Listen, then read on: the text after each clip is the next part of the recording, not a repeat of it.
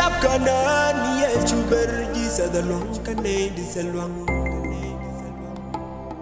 join ni soldor bi karing yot piu karetsi gogdami polya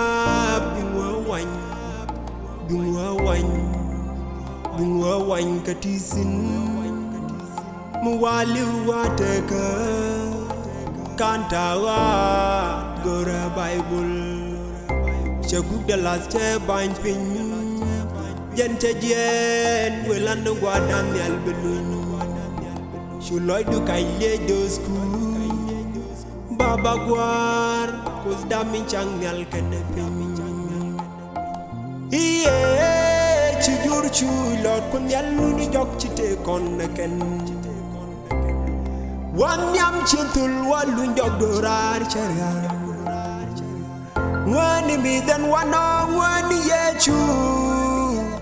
kub da kalwagda sharwe kwas karwa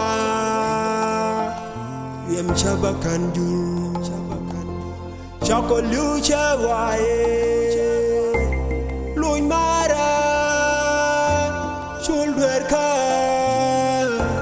ni da kalwagda jaoba lo de jiyeni kun mi nok chan chabana goy chan ling lul mi shubu shua dwi do mu wali urangi da ka kwara chawa chanok de diel jas ka kwida amada kalepsi pan iye tara kul kaliti ngenye jisa da manyu wangju chwara dwal gwora kandam yetek de wijya da gero chara twa tek chengyal bianana obanye yepin kwa mirwa kwenye tegdun pambulwa sher baka kwa kana bepingeju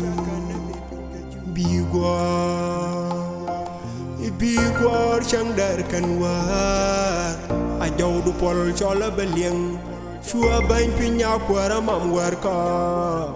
abai du leb niam da benin wili lo chawa nyong me darode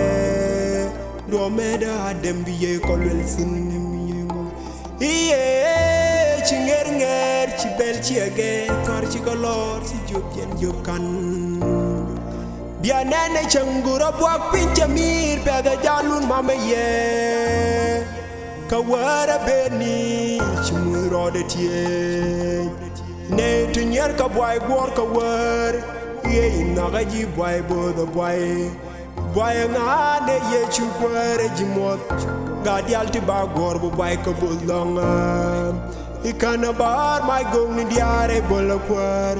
rejet ka loy len mi jor tele chan gam ke ji kol yera bar my mi di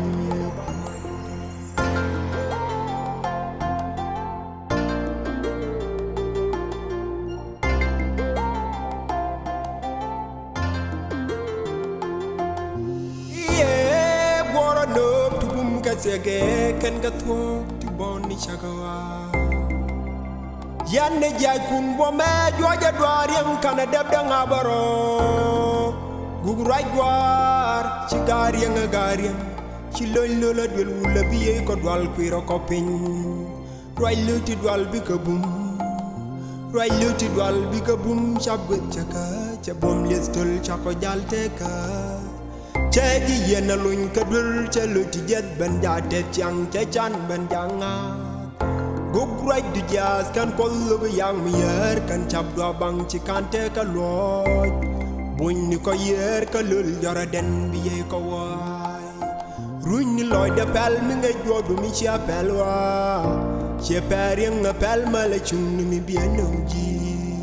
chang wa wodu nen welu chendu jindorar me jay go sin ni chaga wa ci kuray ko loy sin rodroma misel men je dor moy poj